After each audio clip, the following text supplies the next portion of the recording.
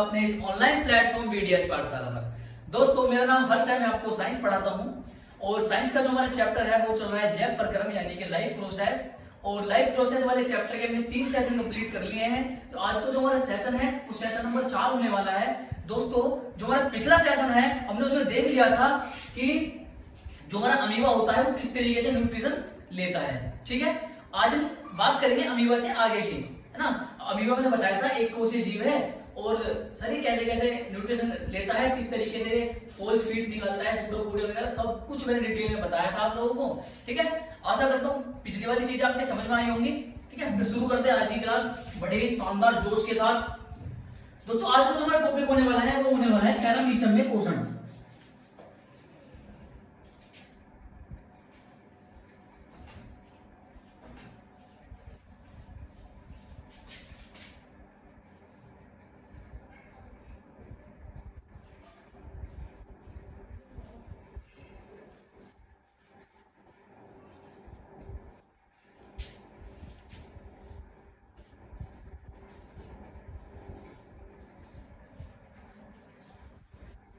Life process. ठीक है, जो हमारे 3 सेशन हुए थे दोस्तों मैंने आपको सब कुछ बता दिया था।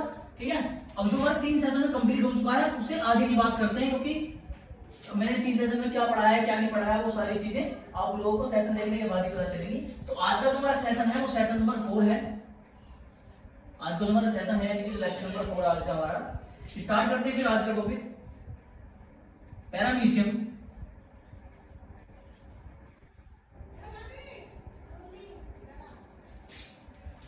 में पोषण।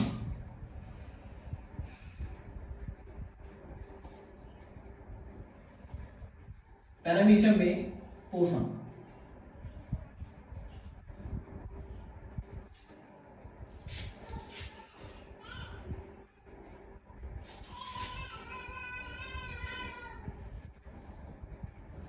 पैरामीशियम में पोषण।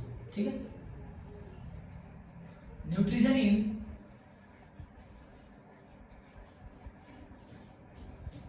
पैरामीशियम।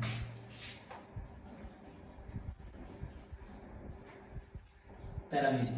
ठीक है दोस्तों, मैंने अमीबा के बारे में आप लोगों को बताया था कि अमीबा एक इर्रेगुलर शेप का जो है सिंगल जो हमारा सिंगल सेलर होता है, इर्रेगुलर शेप होती है उसकी। वो सारी चीजें मैंने आपको बताई थी कि सिंगल जो सेल होती है इर्रेगुलर शेप होती है। ठीक है, जैसे ही फूड को देखता है वो अपनी क्या करता है अपनी शेप चेंज कर लेता है और फुल फीड निकाल लेता है। लेकिन दोस्तों ये जो हमारा पैरामीशियम होता है इसका जो डायग्राम कुछ रफली डायग्राम अगर मैं बना के बता दूं कुछ इस तरीके से होता है। इस तरीके से कुछ इसका रफली डायग्राम होता है दोस्तों, इस तरीके से।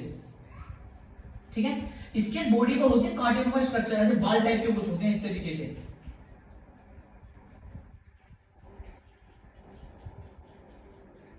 इनको बोलते हैं सीलिया। सीलिया। ठीक है दोस्तों, यह है पैरामीशियम। अब होता क्या है, जैसा मैंने आपको अमीबा के अंदर बताया था कि अमीबा क्या करता है, मान लीजिए फूड पार्टिकल देखा तो इस तरीके से भी शेप चेंज करना शुरू कर देगा और क्या करेगा इस फूड पार्टिकल को अपने अंदर ले लेगा। ठीक है, लेकिन पैरामीशियम के अंदर थोड़ा सा केस सेम टू सेम तो है, बिल्कुल ऐसे ही केस है कि हाँ भी फूड पार्टिकल को तो अपने अंदर लेगा लेकिन ये अपनी शेप चेंज नहीं करता।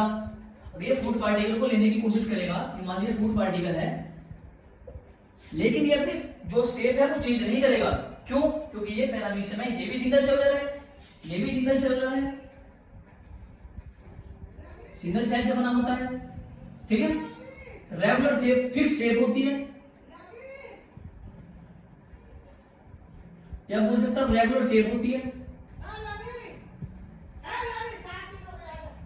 रेगुलर शेप होती है। ठीक है दोस्तों, और अमीबा में क्या था इसमें रेगुलर शेप नहीं होती है ना। अब दोस्तों होता क्या है, जैसे ही पैरामीशियम किसी फूड पार्टिकल को देखता है, जैसे ही पैरामीशियम किसी फूड पार्टिकल को देखता है दोस्तों, फूड पार्टिकल को देखने के बाद क्या होता है, ये जो इसके रोमेटाइप है, ये जो हेयर लाइक स्ट्रक्चर है इसको बोलते हैं सीलिया। सीलिया क्या करता है, इस फूड स्ट्रक्चर को, इस फूड पार्टिकल को पकड़ता है, इसके पास जाने के बाद शेप चेंज नहीं की इसने बिल्कुल भी। ठीक है, अब ये जो सीलिया है इस फूड पार्टिकल को पकड़ता है और पकड़ने के बाद क्या करता है इसके अंदर धकेल देता है। ठीक है दोस्तों, बात क्लियर है, दोबारा बता देता हूं। जैसे कोई फूड पार्टिकल सीलिया को दिखता है या पैरामीशियम को जैसे ही कोई फूड पार्टिकल दिखता है तो दोस्तों ये क्या करता है, उस फूड पार्टिकल के पास जाता है।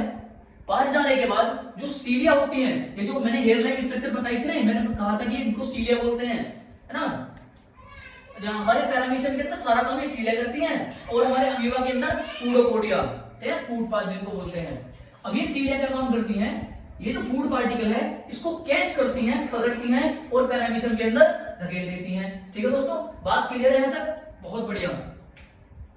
अब ये तो हो गया इसके अंदर कि कैसे कैसे न्यूट्रिशन होता है, वो सारी चीजें, है ना। इसके अंदर वोक्यूल्स वगैरह होते हैं जो न्यूट्रिशन को अब्सॉर्ब कर लेते हैं और वेस्ट मटेरियल को बाहर कर देते हैं। दोस्तों मुझे तो नहीं लगता कि इसमें कुछ लिखवाने की जरूरत है, मुझे ऐसा लगता ही नहीं है। अगर इसमें कुछ लिखवाने की जरूरत होती तो मैं लिखवाता।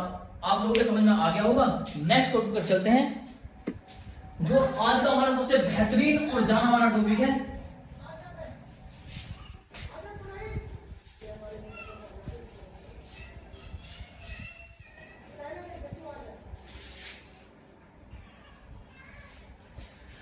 दोस्तों ये जो टॉपिक है ये काफी लंबा टॉपिक होने वाला है और कोशिश करूंगा कि आज की ही इस सेशन में इस टॉपिक को खत्म करने की पूरी कोशिश करूंगा। ठीक है, आप लोग बिल्कुल कोऑपरेट करके रहना मेरे साथ। दोस्तों टॉपिक का नाम है मानव में पोषण।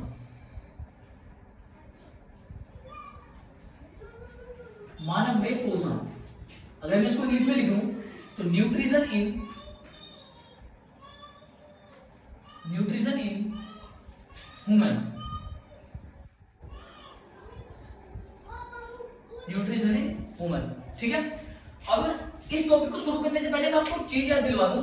मैंने आपको अमीबा के अंदर पढ़ाया था ना कि पहले अंतःग्रहण होगा, है ना, फिर उसका अवशोषण, पाचन होगा, फिर अवशोषण होगा, फिर स्वांगीकरण होगा, फिर उसका क्या होगा, एक्सक्रीशन यानी कि बहिष्करण होगा, है ना। वो सारी चीजें, ये जो 5 प्रोसेस थे, पहले अंतःग्रहण, उसके बाद पाचन, पाचन के बाद अवशोषण, फिर स्वांगीकरण, उसके बाद बहिष्करण यानी कि एक्सक्रीशन। दोस्तों जो ये 5 प्रोसेस अमीबा के अंदर हो रहे थे, ये 5 के 5 प्रोसेस किसके अंदर होंगे, मानव के अंदर भी 5 प्रोसेस होंगे।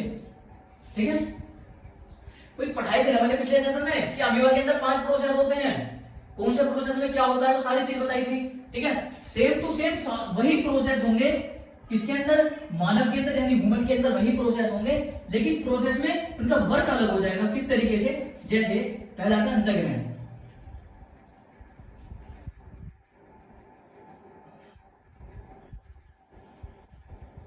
अंतःग्रहण, ठीक है दोस्तों, अंतःग्रहण में क्या होता है,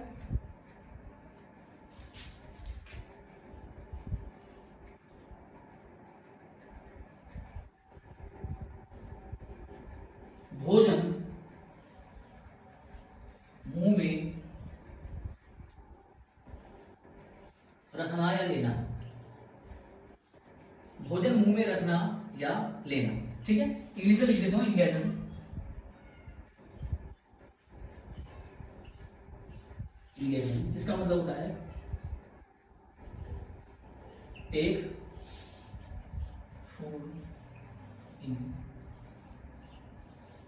माउथ। ठीक है, अब मैंने आपको ये जो अंतःग्रहण यानी कि इंगेशन है, मैंने दोस्तों आपको अमीबा के अंदर ही पढ़ाया था। ठीक है, अमीबा के अंदर क्या था पहले प्रोसेस में कि सर उसके फूड पार्ट यानी कि सूडोपोडिया निकल रहे थे, पहले ही प्रोसेस में उसके सूडोपोडिया निकल रहे थे। ठीक है, लेकिन अगर मानव की बात की जाए, अगर ह्यूमन की बात की जाए, इन होमो सैपियंस की बात की जाए, तो दोस्तों इनमें क्या है, सबसे पहले अंतःग्रहण होगा। सबसे पहले अंतःग्रहण होता है, इनके अंदर क्या होता है दोस्तों, अंतःग्रहण। अंतःग्रहण का मतलब होता है इंगेशन, यानी कि जब आप खाने के जो कोई भी खाने का आपके पास पीस है, उसको आप अगर मुंह में रख रहे हो तो पहला प्रोसेस ही कंप्लीट हो जाता है। ठीक है, मुंह में रखने मात्र से ही अगर आपने उस खाने को अपने जो माउथ है उसके अंदर इंटेक कर लिया तो पहला प्रोसेस आपका कंप्लीट हो जाएगा। ठीक है दोस्तों, क्या ये पहला प्रोसेस आपके दिमाग में आ गया? नेक्स्ट वाले प्रोसेस पे चलें। ठीक है, सेकंड मैंने आपको बताया था पाचन। सर पाचन से कौन, मतलब ऐसी क्या चीज है पाचन की तो जो आप लोगों के मैंने दिमाग में ना उतारी हो, है ना। ऐसी कौन कौन सी बातें जो पाचन से रिलेटेड आपको ना बताई हो। पाचन से रिलेटेड दोस्तों मैंने आपको सब कुछ बता रखा है। पाचन में होता क्या है ना, क्या होता है पाचन में, जो मैंने आपको सब कुछ बता रखा है। पाचन में क्या होता है, जो जटिल पदार्थ है यानी कि कॉम्प्लेक्स फूड पार्टिकल है वो सिंपलेस्ट फूड पार्टिकल में टूटते हैं HCl के द्वारा। बताया था ना दोस्तों मैंने आपको, है ना। जो जटिल पदार्थ होते हैं वो सरल पदार्थ में टूटते हैं जो हमारा हाइड्रोक्लोरिक अम्ल होता है उसके द्वारा। ठीक है, पांचों को बोलते हैं इंग्लिश में डाइजेशन।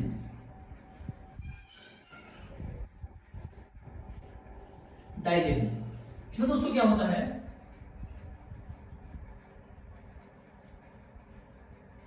जटिल पदार्थ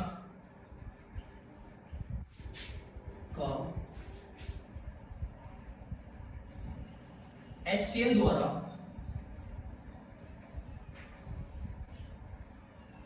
सरल पदार्थ में टूटना। जटिल पदार्थ का HCl द्वारा सरल पदार्थ में टूटना। ठीक है, मतलब जो हमारा फूड पार्टिकल है अगर वो छोटे छोटे कणों में टूट जाए, जो फूड पार्टिकल है, फूड पार्टिकल बोलो, जो हमारा फूड है, फूड का पीस है, वो छोटे छोटे पार्टिकल्स में टूट जाए दोस्तों उसको क्या बोलेंगे, बिल्कुल ये हो जाएगा हमारा पांचवा वाला प्रोसेस। सर छोटे छोटे पार्टिकल में तोड़ने की जरूरत क्यों पड़ रही है दोस्तों, क्योंकि हमारी बॉडी को जो एनर्जी की नीड है वो छोटे छोटे पार्टिकल्स से मिलती है ना। जो हमारा फूड है वो अपने बिल्कुल सिंपलेस्ट फॉर्म में आने के बाद ही अच्छे से डाइजेस्ट होता है। एक बार फूड अगर अपने सिंपलेस्ट वाली फॉर्म में आ गया तो जो उसका एसोमिलेशन या फिर जो एब्जॉर्प्शन है वो अच्छे से हो जाता है। ठीक है दोस्तों, बात क्लियर है। ठीक है, इंग्लिश में लिख देता हूं।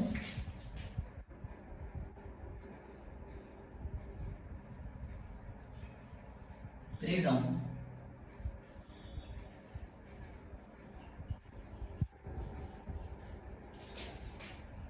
complex food particle into smaller into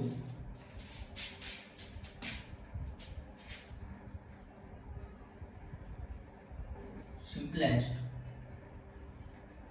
food particle। ठीक है दोस्तों, ये जो मैंने इतना सारा लिखा है इसका यही मतलब होता है कि जितने वो जटिल पदार्थ होते हैं यानी कि जो हमारे कॉम्प्लेक्स फूड पार्टिकल है उसको सिंपलेस्ट फूड पार्टिकल में तोड़ना ही क्या कहलाता है दोस्तों, हमारा पाचन कहलाता है, डाइजेशन कहलाता है। बाय HCl, यहां पर एक लाइन राइट कर देता हूं, बाय HCl। ठीक है दोस्तों, क्या ये बात क्लियर है? ठीक है, नेक्स्ट वाले प्रोसेस में चलते हैं, प्रोसेस नंबर 3।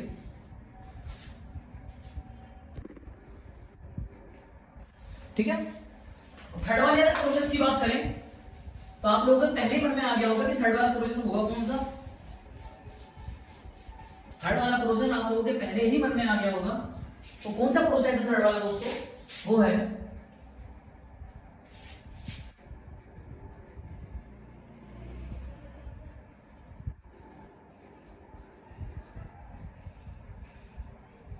अवशोषण। अवशोषण को बोलते हैं एब्जॉर्प्शन।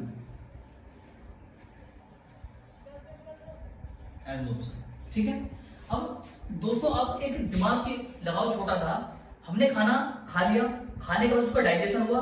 डाइजेशन का मतलब बताया था मैंने कि खाने का छोटे छोटे कणों में टूट जाना। ठीक है, अब जब डाइजेशन हुआ है तो डाइजेशन किसी न किसी रीजन से तो हुआ होगा, HCl के द्वारा डाइजेशन हुआ है। डाइजेशन का मतलब छोटे छोटे कणों में टूट गया।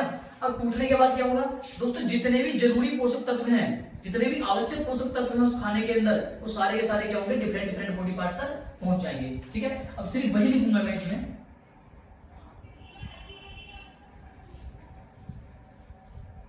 आवश्यक पोषक तत्वों का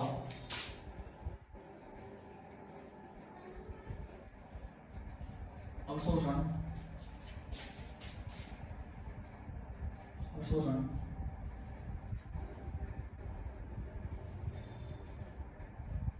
तथा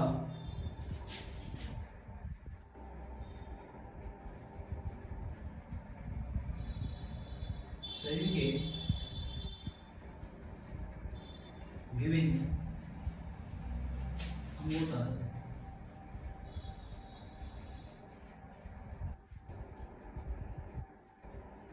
पहुंचना। ठीक है, अब दोस्तों ये जो प्रोसेस मैंने लिखा है, अगर आप इसको मैं देसी भाषा में समझाऊंगा आपको, जो इतना सारा लिखा है इसका सिर्फ आप इतना याद रख लेना कि जो भी पोषक तत्व, यानी कि जो भी पोषक तत्व हमारे खाने के अंदर होगा, मान लीजिए पोषक तत्व कुछ भी हो सकता है, calcium, phosphorus, minerals, vitamin B12, B6 कुछ भी हो सकता है, एक्सेट्रा एवरीथिंग कुछ भी हो सकता है, ठीक है। अब सर ये कौन सी बात हुई कि शरीर के विभिन्न विभिन्न भागों तक पहुंचाना, ऐसा काम कौन करता है दोस्तों? ये काम करते हैं एंजाइम्स, है ना। कैसे? मान लीजिए आपकी आंखें के जो आंखें होती हैं उनके लिए इंपोर्टेंट होता है विटामिन ए, ठीक है, आंखों के लिए इंपोर्टेंट होता है विटामिन ए, ठीक है। तो जो हमारे एंजाइम्स होंगे, वो जो हमारे आंख के एंजाइम्स से टिश्यूज होंगे, ठीक है, जो हमारे आंखों वाले टिश्यूज या सेल्स होंगे, वो मात्र और मात्र विटामिन ए का अवशोषण करेंगे। कहां से? जो हमने फूड खाया है, ठीक है। जो टिश्यू होंगे उनकी जो डिजाइन है, उनकी जो फॉर्मेशन है, उनका जो आर्किटेक्ट है, वो इसी तरीके से बनाया गया है कि जिस चीज की नीड है बस उसी का अब्जॉर्प्शन करना है, बाकी किसी का अब्जॉर्प्शन नहीं करना है, ठीक है। जैसे कि हमारी स्किन होती है ना, विटामिन ई की जरूरत पड़ती है, हमारे हेयर होते हैं, विटामिन B7 की जरूरत पड़ती है, जिसको बायोटिन बोलते हैं, है ना। जैसे हमारा ब्लड होता है, उसको विटामिन B12 की जरूरत पड़ती है, जिसको फोलिक एसिड बोलते हैं। तो दोस्तों ऐसे डिफरेंट डिफरेंट एसिड्स या फिर डिफरेंट डिफरेंट जो हमारे विटामिन मिनरल्स होते हैं वो डिफरेंट डिफरेंट बॉडी पार्ट्स तक पहुंच जाते हैं। दोस्तों क्या ये बात क्लियर है? इंग्लिश में लिख देता हूं।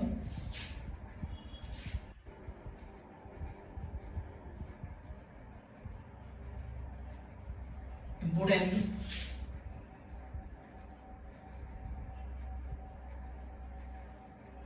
न्यूट्रिएंट्स absorbed and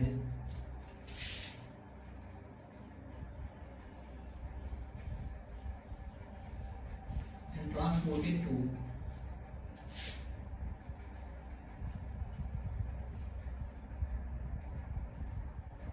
different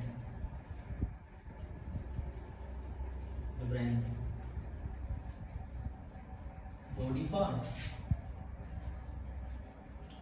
दोस्तों जो बातें मैंने आपको मुंह से बोलकर बताई हैं वही बातें यहां पर लिखी है, ठीक है। तो एक मिनट, हाँ, जो बातें मैंने आपको मुंह से बोलकर बता दी वही बातें यहीं पर लिखी हैं। दोस्तों क्या ये बात क्लियर है आप लोगों के कि सर पहला प्रोसेस में क्या होता है, अंतःकरण होता है, दूसरे प्रोसेस में क्या होता है? दोस्तों एक मिनट माफी चाहूंगा, ठीक है दोस्तों। क्या ये चीज समझ में आ गई आप लोगों के? ठीक है। अब फोर्थ वाला प्रोसेस पढ़ते हैं।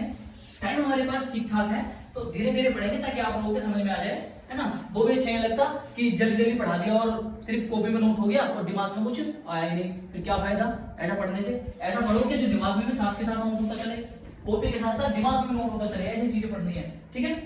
थर्ड वाला जो हमारा फोर्थ वाला जो हमारे आता है, थर्ड वाला हमने पढ़ लिया। फोर्थ वाला जो आता है दोस्तों वो आता है स्वांगीकरण।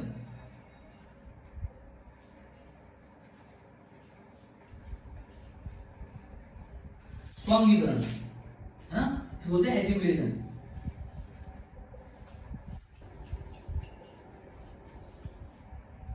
एसिमिलेशन, ठीक है। स्वांगीकरण का मतलब होता है एसिमिलेशन।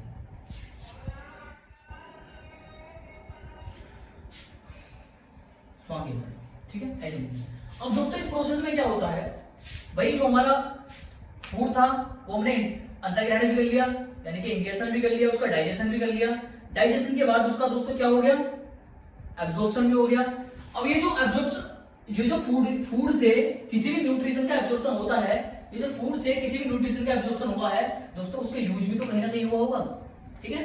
तो जिस भी बॉडी पार्ट तक जो भी न्यूट्रिशन गया है, उस बॉडी पार्ट की जितनी भी सेल्स होती हैं उनके द्वारा अपने फंक्शन के लिए जितने भी हमारी सेल्स होती हैं, सेल्स के द्वारा जो न्यूट्रिशन का अब्जॉर्प्शन होता है, न्यूट्रिशन उसका कंजप्शन होता है अपने जो यानी कि उनके जो बेसिक फंक्शंस होते हैं उनके लिए दोस्तों एसिमिलेशन कहलाता है, यानी कि स्वांगीकरण कहलाता है। सीधी सीधी भाषा में बता दूं, कोशिका द्वारा यानी कि सेल के द्वारा पोषक तत्वों का, सेल के द्वारा पोषक तत्वों का उपयोग, सेल के द्वारा पोषक तत्वों का उपयोग, ठीक है।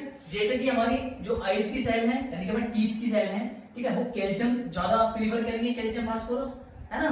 ऐसी बहुत सारी चीजें होती हैं, जैसे कि हमारे नेल्स है वो बायोटिन वगैरह को ज्यादा, वैसे तो डेड सेल्स हैं, हमारे हेयर हैं वे डेड सेल्स हैं। दोस्तों ये चीज क्लियर है वैसे तो आपको, है ना। स्वांगीकरण क्या होता है, जो न्यूट्रिशन एब्जॉर्ब हुआ है, एब्जॉर्प्शन के बाद जो न्यूट्रिशन एब्जॉर्ब हुआ है उस न्यूट्रिशन का क्या होना दोस्तों, यूज हो जाना सेल्स के द्वारा। ठीक है, जो न्यूट्रिशन एब्जॉर्ब हुआ है उस न्यूट्रिशन का क्या हो जाना दोस्तों, यूज हो जाना सेल के द्वारा। ठीक है, तो वही बात यहां पर लिखूंगा, अवशोषित पोषक तत्व,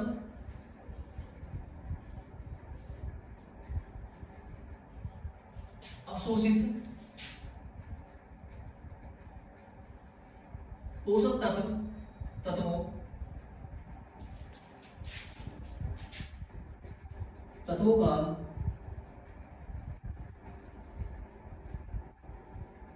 तत्वों का कोशिका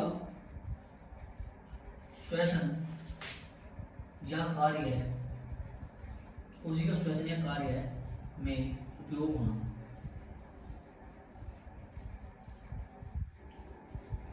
दोस्तों ये जो चीज मैंने लिखी है ये सिर्फ मैंने वही चीज लिखी है जो आपको मैं बता चुका हूं। ठीक है, अपने किसी भी फंक्शन के लिए, अपना कोई भी फंक्शन हो A to Z एक्सेट्रा, कोई भी फंक्शन हो, उस फंक्शन को कंप्लीट करने के लिए, उस टास्क को कंप्लीट करने के लिए जो न्यूट्रिशन सेल के द्वारा यूज किया जा रहा है दोस्तों, जो न्यूट्रिशन किसी भी सेल या कोशिका के द्वारा यूज किया जा रहा है या उपयोग किया जा रहा है दोस्तों, उसको बोलते हैं, उसी प्रोसेस को बोलते हैं क्या, स्वांगीकरण यानी कि एसिमिलेशन। ठीक है दोस्तों, धीरे धीरे सारे प्रोसेस के आपके दिमाग में आ रहे होंगे। ठीक है, लिख देते दोस्तों,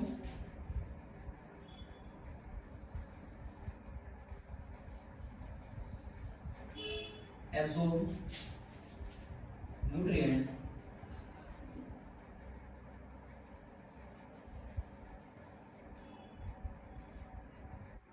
is used for cell functioning, cell functions या फिर रेस्पिरेशन। ठीक है, जो एब्जॉर्ब यानी अवशोषित पोषक तत्व है उनका कोशिका के श्वसन या कार्य के लिए उपयोग हो जाना दोस्तों क्या कहलाता है, हमारा स्वांगीकरण कहलाता है। दोस्तों हमारा एक लास्ट प्रोसेस बचा है, अब इसको नोट कर लीजिए।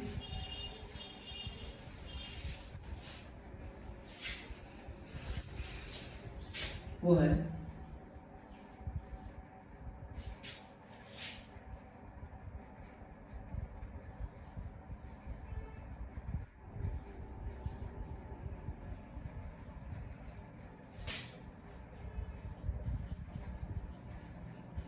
एक्सक्रीजन, वही चीज पढ़ी यानी कि एक्सक्रीजन। ठीक है, अब दोस्तों सबसे लास्ट वाला प्रोसेस क्या होता है, अब इस लास्ट वाले प्रोसेस में आपको वर्ड दिख रहा होगा वही, वही का मतलब होता है बाहर। ठीक है, यानी कि जो अपचित पोषक, जो हमारा अपचित भोजन है, सारे का सारा प्रोसेस हो गया है ना, सारा का सारा प्रोसेस हो गया, लेकिन जो हमारा अपचित भोजन है, इस अपचित भोजन का शरीर से बाहर जाना ही वही चेपड़ यानी एक्सक्रीशन कहलाता है। ठीक है, जो हमारे अपचित पोषक तत्व हैं, जो हमारे अपचित पोषक तत्व हैं, इन अपचित पोषक तत्वों का शरीर से बाहर जाना, कोई बही से याद रख सकते हो आप लोग, बाहर है ना, बही मतलब बाहर। ठीक है, छेपड़ मतलब निकाल देना यानी बाहर निकाल देना। जो हमारे पोषक तत्व निचोड़ने के बाद जो हमारे शरीर का अपचित भोजन होता है उसको शरीर से बाहर निकालना ही दोस्तों क्या कहलाता है, बिल्कुल वही छेपड़ कहलाता है। मैं लिख देता हूं,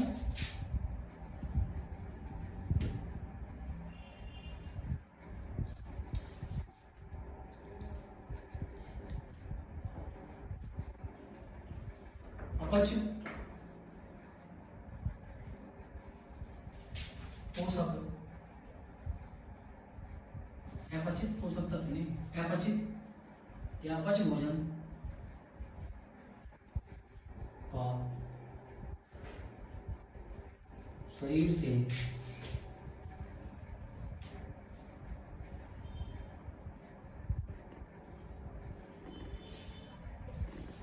भोजन का शरीर से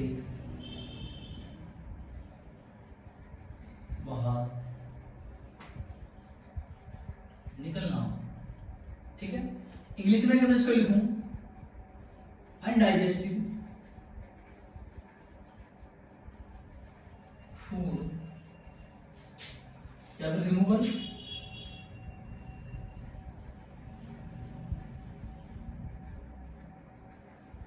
removal of undigested food from the body. ठीक है दोस्तों, क्या ये पांचों प्रोसेस आप लोगों के दिमाग में आ गए? ठीक है, अगर आप लोगों के ये 5 प्रोसेस समझ में आ गए, मात्र ये 5 प्रोसेस अगर आप लोगों के समझ में आ गए, तो दोस्तों क्या होगा, आपके ये पूरा ये जो मानव में पोषण है यानी कि ह्यूमन न्यूट्रिशन है, पूरा पूरा समझ में आ जाएगा। ठीक है, अब हम चीजों को थोड़ा स्पीड से लेके चलते हैं, क्योंकि हमने इसका पूरा बेसिक देख लिया है, और बेसिक देखने के बाद हम चीजों को थोड़ा स्पीड से लेके चलते हैं। ठीक है, अब लिखने से ज्यादा समझेंगे, है ना, पर लिखने से ज्यादा समझेंगे। ठीक है, अब सबसे पहले हमारा पोषण, सबसे पहले हमारा प्रोसेस होता है अंतर्ग्रहण। अंतर्ग्रहण मेरे दिमाग में क्वेश्चन उठा है, आप लोगों के दिमाग में शायद आया होगा कि ऐसा कौन सा पोषक तत्व है जिसका पाचन मुंह से शुरू हो जाता है? ऐसा कौन सा पोषक तत्व है जिसका पाचन है एंड जिसका जो डाइजेशन है वो मुंह से शुरू हो जाता है? दोस्तों सबसे पहले मुख की बात करें, मुख में क्या होगा दोस्तों, बहुत सारे प्रोसेस होते हैं। इसमें क्या होगा, जो हमारी स्टार्च है दोस्तों, माल्टोज या फिर माल्टोज में स्टार्च हमारी माल्टोज में टूटती है एमाइलेज के थ्रू। ठीक है, ये चीजें आपके लिए इंपॉर्टेंट नहीं है, सिर्फ मैंने आपके नॉलेज के लिए बता दी है। अब बात आती है, जो मैंने क्वेश्चन पूछा था आप लोगों से कि कौन सा जो न्यूट्रिएंट्स है जिसका पाचन मुंह से शुरू जो हो जाता है दोस्तों, उसका नाम है कार्बोहाइड्रेट।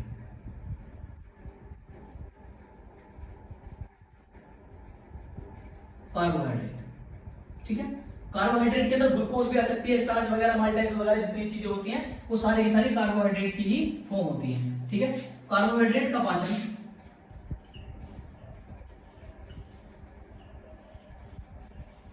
मुख गुहा से शुरू हो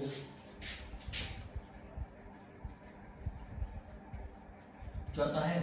ठीक है, कार्बोहाइड्रेट का पाचन मुख गुहा से शुरू हो जाता है, यानी कि मात्र एक कार्बोहाइड्रेट, वैसे बहुत सारे हो सकते हैं मुझे पता नहीं है, लेकिन मैं सिर्फ कार्बोहाइड्रेट की अगर बात करूं, जितने भी ये कॉम्प्लेक्स वाले होते हैं, अगर मैं कार्बोहाइड्रेट की बात करूं, सिर्फ कार्बोहाइड्रेट का ही पाचन अपने मुंह से शुरू हो जाता है। क्यों? क्योंकि इसको पचाने के लिए बॉडी को ज्यादा मेहनत करनी पड़ती है ना, इसको पचाने के लिए बॉडी को ज्यादा मेहनत करनी पड़ती है, तो बॉडी सोचती है क्यों ना इसको मुंह से ही पचाना शुरू कर दिया जाए, है ना। जब भाई जिस चीज को बॉडी को पचाने में ज्यादा मेहनत करनी पड़ रही है, तो बॉडी सोचती है क्यों ना से मुंह से ही पचाना शुरू कर दिया जाए, है ना। ठीक है, मुंह के बाद बात करते हैं दोस्तों ग्रास नदी की।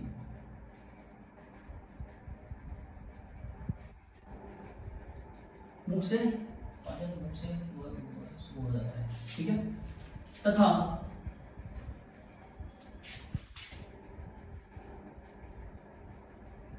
भोजन में लार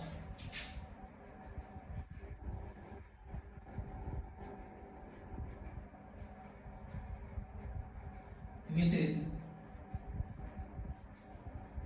हो जाती है, लार मिश्रित हो जाती है। ठीक है दोस्तों, क्या ये बात क्लियर है आप लोगों के? ठीक है, मैंने वही लिखा है कि जो हमारा कार्बोहाइड्रेट है उसका पाचन मुंह से शुरू होता है, और जब आप खाना चबाते हो या फिर आप अगर इमली देख लो तो होता नहीं मुंह के अंदर पानी आ जाता है। कहां से आता है पानी? है क्योंकि आपके मुंह के अंदर होती हैं जो लाल ग्रंथि होती है आपके मुंह के अंदर, यानी कि सैलिवरी ग्लैंड्स होते हैं, 3 जोड़ी सैलिवरी ग्लैंड्स होते हैं। ठीक है, जो कि आपके अंदर मुंह के अंदर क्या करते हैं, लार का स्रावन करते हैं, यानी कि सिक्रीशन ऑफ लार, स्लाइवा का सिक्रीशन करते हैं।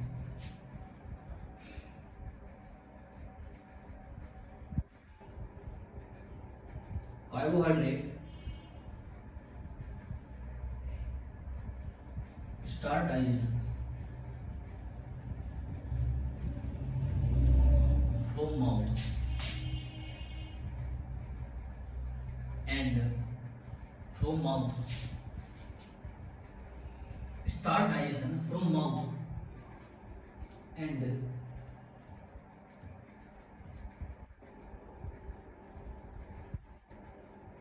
salivary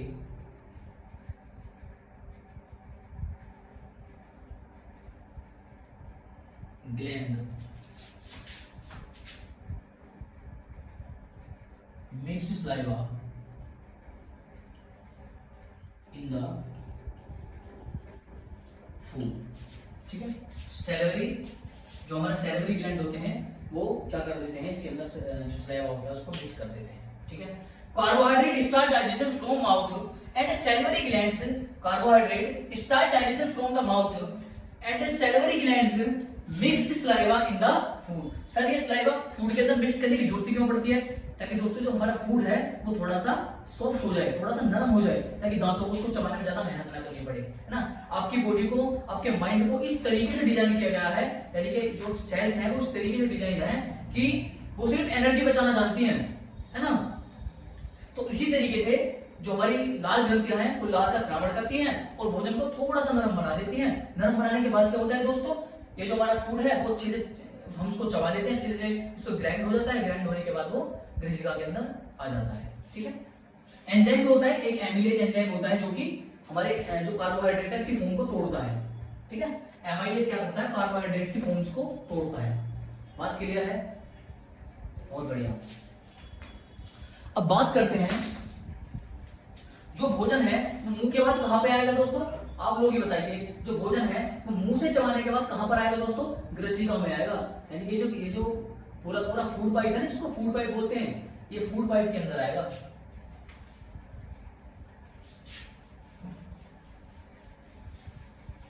अब कुछ लोगों के मन में सवाल चल रहा होगा कि सर ये जो फूड हम खाते हैं वो श्वसन, ये जो हमारी विंड पाइप होता है उसके अंदर क्यों नहीं जाता?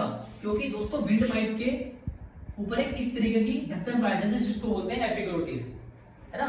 विंड पाइप के ऊपर एक ढक्कन पाया जाता है जिसको एपिग्लोटिस बोलते हैं, है ना। जब हम फूड खाते हैं तो ये जो एपिग्लोटिस नाम का ढक्कन है वो विंड पाइप के ऊपर इस तरीके से ढक जाता है, विंड पाइप के ऊपर इस तरीके से ढक जाता है ताकि फूड विंड पाइप के अंदर ना जा सके। और बाय चांस अगर कभी चला भी जाता है तो हमारे लंग्स के अंदर इतनी पावर होती है कि उस फूड को वापस बाहर निकाल दें। ठीक है दोस्तों, बात क्लियर है? अब जो हमारा फूड है वो आगे ग्रसिका में,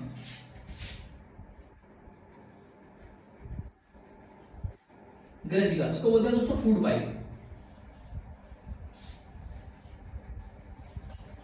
फूड पाइप। ठीक है, अब भोजन है, भोजन आएगा हमारे ग्रसिका में। तो दोस्तों मुंह से भोजन ग्रसिका में तो आएगा, जो हमारा भोजन है मुंह से ग्रसिका में तो आएगा। अब ग्रसिका के अंदर क्या होता है सर, ये भी बिल्कुल अच्छे से बता दीजिए। अब ग्रसिका के अंदर दोस्तों मैं ये तो नहीं कहूंगा कि पाचन होता है, क्योंकि किसी भी पोषक तत्व का पाचन ग्रसिका के अंदर नहीं होता है। ग्रसिका के अंदर यानी कि फूड पाइप के अंदर कोई सा भी न्यूट्रिएंट्स एब्सॉर्ब नहीं होता है। ठीक है, यानी कि किसी भी न्यूट्रिएंट्स का डाइजेशन ग्रसिका के अंदर नहीं होता है। ठीक है, इसके अंदर एक प्रोसेस होता है बहुत इंपॉर्टेंट, मैं लिख देता हूं। इसमें किसी भी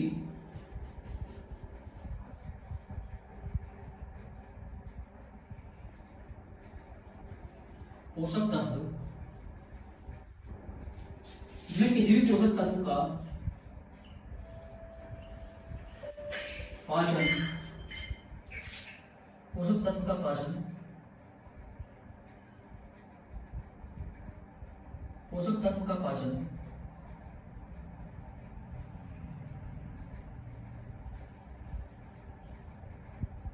नहीं होता है।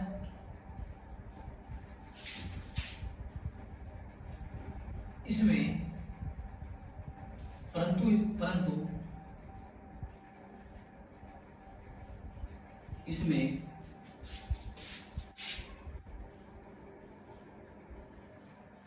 कर्मकुंचन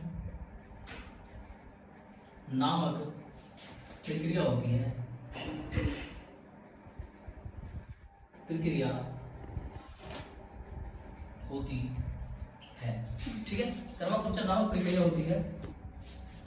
ठीक है, ग्रसिका के अंदर कोई भी प्रोसेस मतलब कोई भी पाचन नहीं होता है और इसका जो प्रोसेस होता है ये कर्मानुकुंचन होता है। ठीक है, अब सबसे पहले समझते हैं कर्मानुकुंचन प्रोसेस होता क्या है। इसको बोलते हैं रीजन पेरिस्टालसिस। ठीक है, इंग्लिश हिंदी में जिसमें आपको याद करना याद कर सकते हो, क्योंकि ये प्रोसेस बहुत इंपॉर्टेंट है।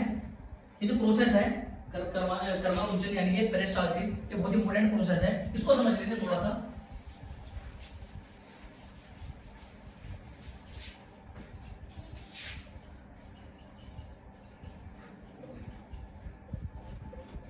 पेरिस्टालसिस, कर्मकुंचन।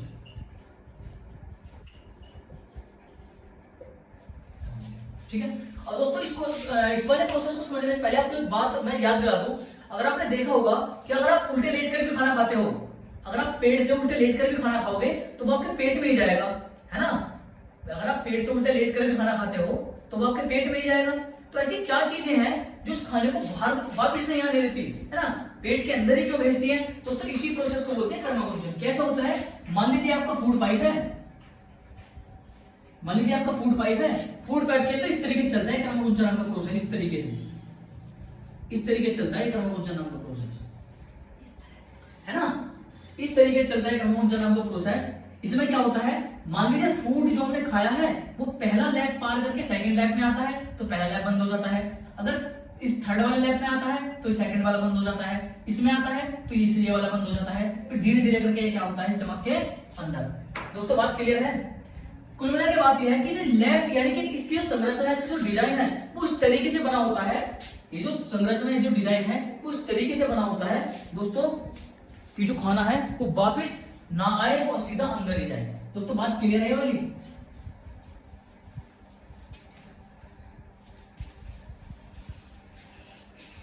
और दोस्तों बिल्कुल भली बात आप लोग परिचित होंगे कि जो हमारी ग्रेसिका है, फूड पाइप है, इसके बाद खाना कहां जाता है?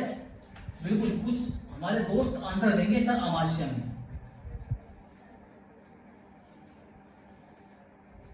अमाशय में अब खाना पहुंच चुका है हमारे अमाशय, अमाशय मतलब वही स्टमक।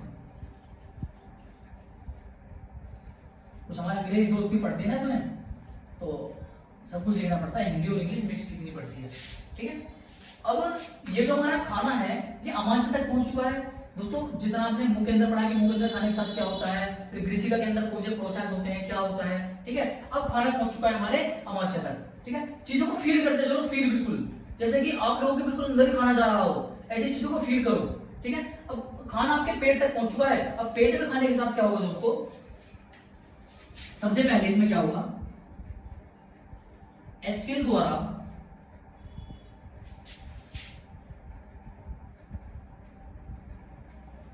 भोजन छोटे कणों में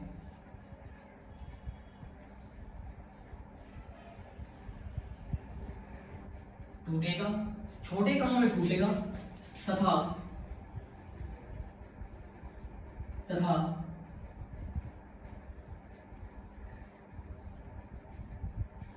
कीटाणु मुक्त हो जाएगा।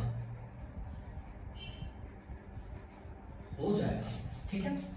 मैंने यही बताया कि पेट में पहुंचने के बाद खाना जो अमाशय में पहुंचने के बाद क्या होता है, सबसे पहले HCl के द्वारा क्या होगा दोस्तों? छोटे छोटे कणों में टूटेगा। फिर क्या होगा? छोटे छोटे कणों में टूटने के बाद अगर हम किसी भी मतलब फूड के साथ कोई बैक्टीरिया, कोई कमजोर सा बैक्टीरिया वायरस चला जाता है तो उस बैक्टीरिया वायरस का क्या होगा दोस्तों? खात्मा हो जाएगा। किसके द्वारा? HCl के द्वारा। ठीक है।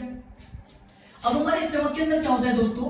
एक एंजाइम पाया जाता है, स्टमक के अंदर एक एंजाइम पाया जाता है जिसको बोलते हैं पेप्सिन। पेप्सिन एंजाइम का नाम है दोस्तों, लिख देता हूं।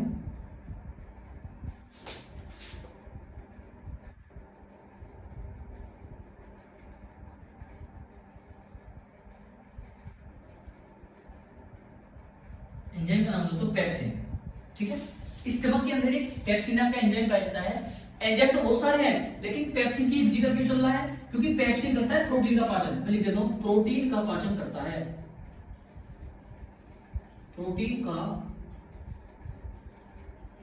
पाचन करता है।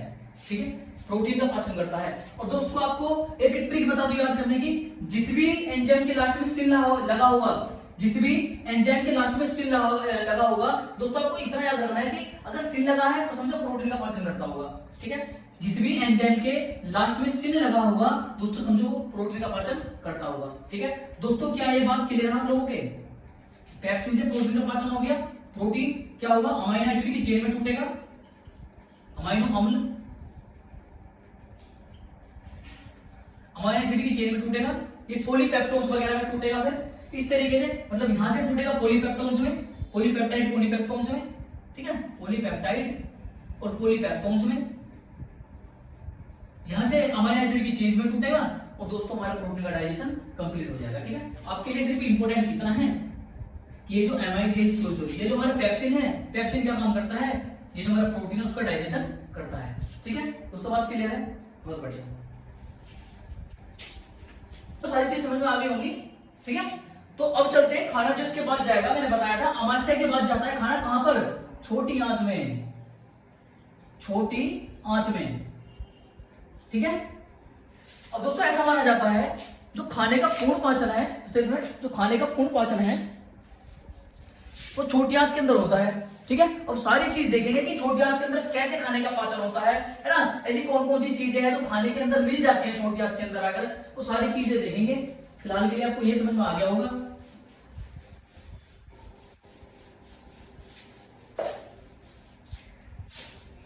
ठीक है। दोस्तों देखते हैं छोटी आंत के बारे में, यानी कि स्मॉल इंटेस्टाइन,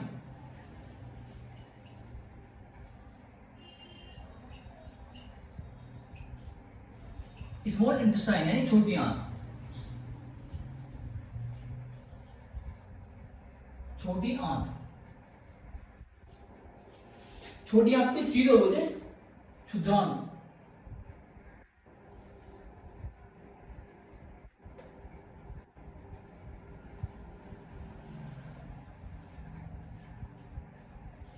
क्षुद्रांत, ठीक है।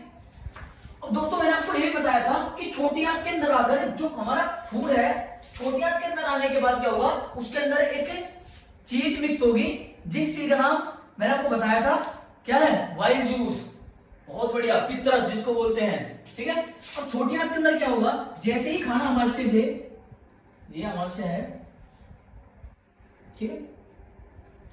अब जैसे ही खाना अमाशय छोटी आंत के अंदर प्रवेश करता है,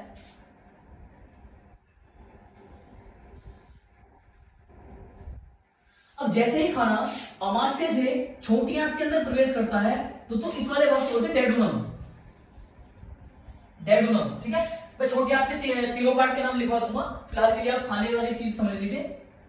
अब जैसे ही खाना छोटी आंत के अंदर जाता है तो हमारे लीवर के पास एक होता है गोल ब्लैडर, है ना, लीवर के पास एक होता है गोल ब्लैडर। दोस्तों लीवर के पास हमारा लीवर होता है ना इस तरीके का, बैग लाइक स्ट्रक्चर लीवर होता है इस तरीके का, ड्राइंग थोड़ी खराब है तो मैनेज कर लेना, ये बैग लाइक स्ट्रक्चर होता है लीवर। तो दोस्तों लीवर के नीचे होता है गोल ब्लैडर, गोल ब्लैडर, ठीक है। अब गोल ब्लैडर करता क्या है, वाइल जूस सिक्रीशन करता है, वाइल जूस, ठीक है। अब गोल ब्लैडर का काम क्या होता है, ये होता है गोल ब्लैडर, लीवर के नीचे, लीवर के नीचे, ठीक है। अब गोल ब्लैडर जो लीवर के नीचे होता है, इसका काम होता है, ये जब खाना छोटी आंत के अंदर पहुंच जाता है दोस्तों, जब खाना छोटी आंत के अंदर पहुंच जाता है, भाई मैंने बताया था पेट के अंदर यानी कि हमारे अमाशय के अंदर होता है HCl, अरे कल बताया था नहीं, छोटी आंत के अंदर होता है हमारा क्या, दोस्तों एक मिनट,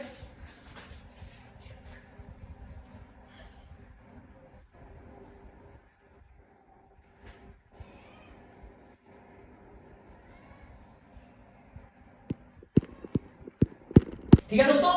तो ये बात आपकी समझ में आ गई ना कि हमारे जो अमाशय में होता है वो होता है HCl, लेकिन HCl होता है अम्ल, ठीक है। अब ये जो हमारा खाना है वो थोड़ा अम्लीय माध्यम का हो जाता है जब ये HCl के माध्यम से छोटे छोटे गुणों में टूटता है, HCl के माध्यम से जब छोटे छोटे गुणों में टूटता है तो दोस्तों ये हो जाता है अम्लीय माध्यम का, है ना। अब ये जो अम्लीय माध्यम है, इसी अम्लीय माध्यम को क्षारीय बनाता है कौन सा, पित्तरस, यानी कि वाइल जूस, पित्तरस, पित्तरस, ठीक है। अब पित्तरस निकलता कहां से है दोस्तों, आपको दो चीजें समझनी होंगी पित्तरस के बारे में।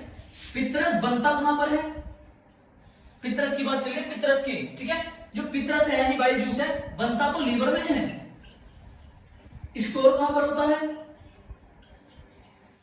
स्टोर होता है दोस्तों गॉल ब्लैडर में, गॉल ब्लैडर में, ठीक है, यानी कि पित्ताशय में। गॉल ब्लैडर को हिंदी में लिख देता हूं पित्ताशय, पित्ताशय, ठीक है। दोस्तों ये कंफ्यूजन आपके दूर हो गया होगा कि जो हमारा पित्तरस है जो हमारा पित्रस है उसका निर्माण होता है, यानी फॉर्मेशन होता है लीवर के अंदर, और वो इकट्ठा कहां पर होता है? बहुत बढ़िया, इकट्ठा होता है हमारे गोल ब्लैडर यानी कि पित्ताशय के अंदर। ठीक है, अब खाना जैसे ही इस डेडोनम पार्ट के पास पहुंचता है, डेडोनम पार्ट के पास पहुंचने के बाद ये जो पित्ताशय से पित्रस स्रावित होता है, पित्ताशय से पित्रस स्रावित होता है कहां पर? छोटी आंत में, यानी कि स्मॉल इंटेस्टाइन में। अभी मैंने अभी बताया था कि पित्रस है, इसका काम क्या होता है? इस अम्लीय माध्यम के खाने को, ये जो अम्लीय माध्यम का खाना है दोस्तों, इसको क्षारीय बना देता है। ठीक है, अम्लीय माध्यम के खाने को क्षारीय बना देता है। ठीक है दोस्तों, क्या ये बात क्लियर है? बहुत बढ़िया। अब मैं इस छोटी आंत के जो डायग्राम है इसको मैं बिल्कुल सेपरेट करके बना देता हूं अलग से। ये चीज आपकी समझ में आ गई होंगी।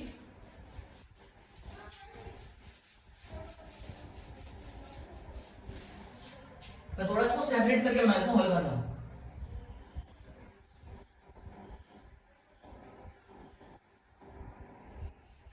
तो ड्राइंग थोड़ी सी गड़बड़ में है, तो आप लोग थोड़ा मैनेज कर लेना। ठीक है, ये क्या बन गया?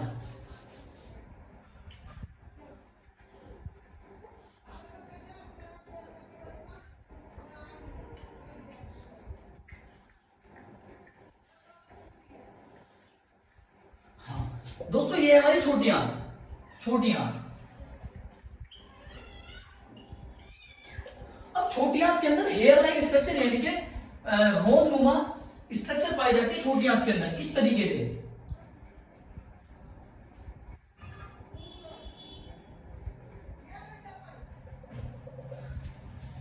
छोटी आंत के अंदर हेयर लाइक स्ट्रक्चर यानी कि बिल्कुल जैसे बाल होते हैं ना, बाल है ना, जैसे रोम होते हैं, रोमे, बिल्कुल ऐसी स्ट्रक्चर पाई जाती है छोटी आंत की जो हमारी ये जो आंतरिक सतह है इसके ऊपर। छोटी आंत की आंतरिक सतह पर ये बालनुमा संरचना पाई जाती है। सर इसका काम क्या होता है? दोस्तों इसका काम होता है, जो हमारा फूड क्षारीय बन चुका है, जो हमारा फूड क्षारीय बन चुका है, इस क्षारीय बन चुके फूड से जितने भी न्यूट्रिशन होते हैं, जितने जितने विटामिन मिनरल्स न्यूट्रिशन वगैरह होते हैं, वो सारे के सारे ये क्या करता है? एब्जॉर्ब कर लेता है। ठीक है, अगर आपसे कोई पूछे कि जो खाना है उसका पूर्ण पाचन कहां पर होता है, खाने का पूर्ण पाचन कहां पर होता है, तो दोस्तों आप लोग बता देना कि सर खाने का पूर्ण पाचन होता है छोटी आंत के अंदर। करता कौन है? सर ये विलाय बोलते हैं, इनको विलाय, विली या विलाय। ठीक है, मैं लिख देता हूं, इसको बोलते हैं विली या विलाय। ठीक है, हिंदी इंग्लिश सेम है, विली या विलाय। ठीक है, ये जो हेयर लाइक स्ट्रक्चर आपको दिख रही है इसको बोलते हैं विली या विलाय। काम क्या होता है इसका दोस्तों?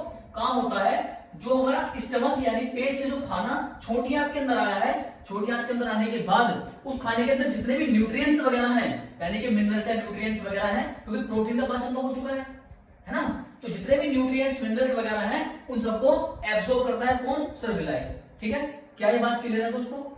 अब जितने भी न्यूट्रिशन वगैरह हैं वो सबके सब यहां पर हो गए कंप्लीट डाइजेशन।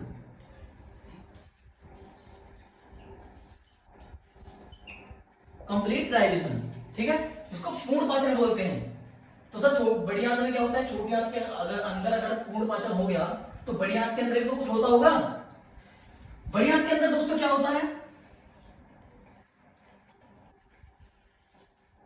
मैंने ये बताया कि जितने भी मिनरल्स वगैरह हैं, न्यूट्रिशन है, मिनरल्स हैं, वो सारे के सारे डाइजेस्ट होंगे छोटी आंत के अंदर। ठीक है, अब बड़ी आंत होती है कुछ इस तरीके से, इस सीकम यानी कि अंधनाल, इसको सीकम बोलते हैं, जहां से छोटी आंत और बड़ी आंत जुड़ती हैं।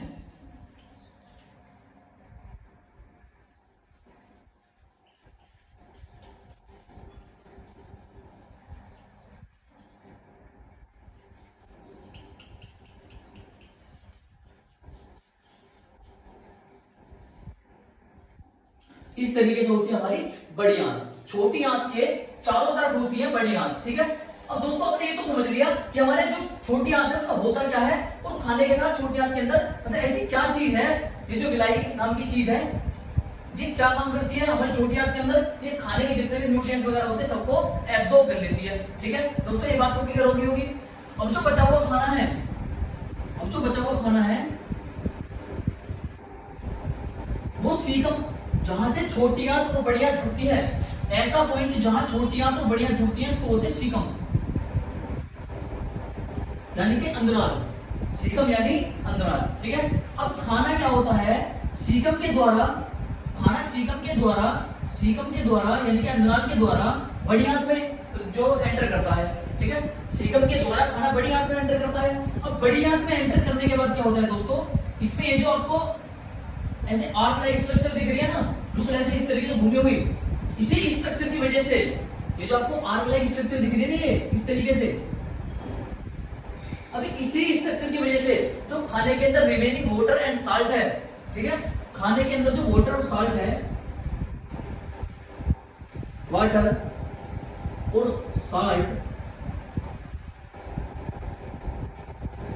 और साल्ट वो बड़ी आंत के अंदर एब्जॉर्ब होते हैं, ठीक है। अब बड़ी आंत के अंदर यानी जो हमारी लार्ज इंटेस्टाइन है उनके अंदर एब्जॉर्ब होने के बाद जो हमारा मलाशय होता है, मलाशय यानी कि अनस बोलते हैं उसको, ठीक है, अनस के द्वारा बाहर। दोस्तों क्या ये बात क्लियर है? बहुत बढ़िया। अब जहां पर ये मल इकट्ठा होता है यानी कि जो हमारा वेस्ट मटेरियल है इसको बोलते हैं रेक्टम। रेक्टम, मलाशय को ही इंग्लिश में रेक्टम बोलते हैं, मलाशय को ही इंग्लिश में रेक्टम बोलते हैं, मलाशय को ही इंग्लिश में रेक्टम बोलते हैं, ठीक है। दोस्तों एक बार फिर से बता देता हूं, जो हमारा फूड है, जो छोटी आंत के अंदर कंप्लीट डाइजेशन हो चुका है, उसके अंदर जो हमारा वाटर और साल्ट है यानी कि नमक और पानी वो बच जाता है। नमक और पानी का डाइजेशन होता कहां पर है फिर? तो सर जैसे ही खाना सीकम यानी कि अंदराल के द्वारा, जैसे ही खाना अंदराल के द्वारा बड़ी आंत में प्रवेश करता है, बड़ी आंत के अंदर एंटर करता है, तो एंटर करने के बाद दोस्तों क्या होता है, इससे वाटर और साल्ट का एब्जॉर्प्शन शुरू हो जाता है। दोस्तों क्या बात क्लियर है? बहुत बढ़िया। वाटर और साल्ट का जो एब्जॉर्प्शन है तो शुरू हो जाता है, ठीक है। अब जैसे ही पूरा कंप्लीट वाटर एब्जॉर्ब हो गया, और कंप्लीट साल्ट जो एब्जॉर्ब हो गया, तो दोस्तों यहाँ पर ये रेक्टम यानी मलाशय में इकट्ठा होता है और अनस के थ्रू बाहर, यानी कि बिल्कुल अनस के थ्रू बाहर। दोस्तों क्या ये बात क्लियर है? ठीक है, अनस को हिंदी में बोलते हैं मलद्वार। दोस्तों अनस को बोलते हैं हिंदी में मलद्वार। दोस्तों क्या बात क्लियर है? बहुत बढ़िया, ठीक है। तो दोस्तों आशा करता हूं ये चीज आपके समझ में आ गई होगी, ठीक है। एक बात और, अब आपके कई लोगों के मन में ये सवाल आ रहा होगा कि सर लूज मोशन का क्या झंझट है, लूज मोशन आखिर होते क्यों है, ठीक है। तो दोस्तों आपको बता दूं, जो आपकी लार्ज इंटेस्टाइन है, ये जो आपकी लार्ज इंटेस्टाइन बनाई है मैंने, दोस्तों ये वाटर का जो एब्जॉर्प्शन है वो बंद कर देती है, ठीक है। किसी कारणवश, या किसी इन्फेक्शन हो सकता है, कोई डिसीज हो सकती है, ठीक है, या कुछ ऐसे इंटरनल कुछ दिक्कत हो सकती है, ठीक है। उसके कारण क्या होता है, जो हमारी बड़ी आंत है यानी कि जो हमारी लार्ज इंटेस्टाइन है वो क्या करती है दोस्तों, वो जो हमारा वाटर एब्जॉर्ब कर रही थी उसका एब्जॉर्प्शन बंद कर देती है। अभी बताया था ना मैंने कि साल्ट और वाटर दोनों का एब्जॉर्प्शन बड़ी आंत करती है, ठीक है। अब जब ये वाटर का एब्जॉर्प्शन बंद कर देगी तो हमारा जो वेस्ट मटेरियल है उसके साथ क्या आएगा, वाटर। दोस्तों इसी ये लूज मोशन का थोड़ा सा क्लियर होगा, ठीक है। दोस्तों बात क्लियर है? दोस्तों आशा करता हूं सारी चीजें आपके समझ में आई होंगी, ठीक है। आज का जो हमारा सेशन है वो यहीं तक रहने वाला है, और बाकी जो आगे की चीजें हैं वो कल पढ़ेंगे। कल का जो हमारा टॉपिक रहने वाला है वो होने वाला है श्वसन, ठीक है। हम सारी चीज देखेंगे श्वसन के अंदर यानी कि रेस्पिरेशन के अंदर हम सारी चीज देखेंगे कि होता क्या है, इसकी डेफिनेशन, इसके टाइप, इसकी केमिकल रिएक्शन, बहुत टाइम में सारी चीजें देखेंगे दोस्तों। इसके टाइप, केमिकल रिएक्शन, वो सारी चीजें इसमें हम कल देखने वाले हैं, ठीक है। दोस्तों आशा करता हूं सारी चीजें समझ में आई होंगी। जब तक के लिए आपसे विदा लेना चाहता हूं, और हर बार की तरह दोस्तों जो बच्चे हमारे साथ मेहनत कर रहे हैं सिर्फ उनके लिए एक ही बात बोलना चाहूंगा कि रख हौसला वो मंजर भी आएगा, प्यासे के पास चलकर समंदर भी आएगा, थक कर ना बैठे मंजिल के मुसाफिर, मंजिल मिलेगी और मिलने का मजा भी आएगा। दोस्तों इसी तरह हमारे साथ मेहनत करते रहिए, हम भी पीछे नहीं हटेंगे, आपके साथ पूरी मेहनत करेंगे, ठीक है। तो दोस्तों जब तक के लिए विदा लेना चाहता हूं, थैंक यू, धन्यवाद।